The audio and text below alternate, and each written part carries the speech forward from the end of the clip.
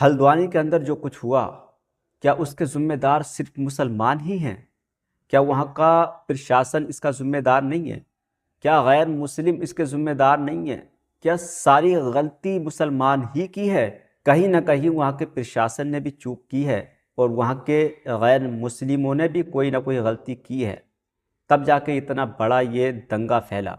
लेकिन टारगेट पर सिर्फ मुसलमान है, मुसलमान ही के घरों को गिराया जा रहा है, मुसलमान ही को अरेस्ट किया जा रहा है, मुसलमान ही को मौत के घाट उतारा जा रहा है।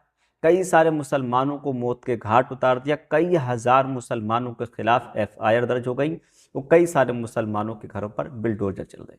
मौलाना तोक़ी रज़ा साहब ने कल बरेली में जो एहतजाज किया उसको नाकामयाब बना दिया गया। अगर ये एहतजाज कामयाब हो जाता तो मौलाना तोक़ी रज़ा की और मुसलमानों की बहुत बड़ी जीत हो सकती थी।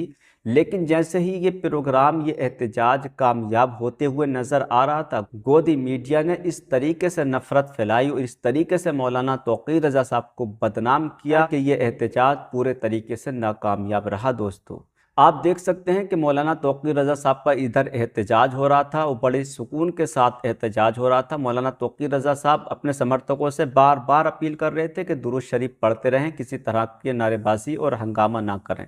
लेकिन इधर गोदी मीडिया क्या दिखा रही थी, आप पढ़ सकते हैं थंबनेलों पर, किस तरीके से मौलाना तोक़ी रज़ा साहब को बदनाम कर रही थी और हर तरीके से मौलाना तोक़ी रज़ा का ये एहतजाज नाकामयाब कराने की कोशिश कर रही थी और ये एहतजाज उन्होंने नाकामयाब ही करा दिया। दोस्तों, जिस वक्त मौलाना तोक़ी रज़ा का ये एहतजाज हो रहा था, मैं बरेली शरीफ के अंदर ही मौजूद था। किसी तरह का कोई माहौल ख़राब नहीं था, लेकिन इधर गोदी मीडिया क्या दिखा रही थी, किस तरीके से नफ़रत फैला रही थी कि बरेली के अंदर ये हो गया और ये हो गया। मौलाना तोक़ी रज़ा साहब ने दंगे का ऐलान कर दिया, दंगा फैला दिया। हर तरीके से मौलाना तोक़ी रज़ा साहब को निशाना बनाया गया और उनका ये एहतजाज, ये प्रोटेस्ट और ये जेल भरो आंदोलन पूरी तरीके से फेल कर दिया गया।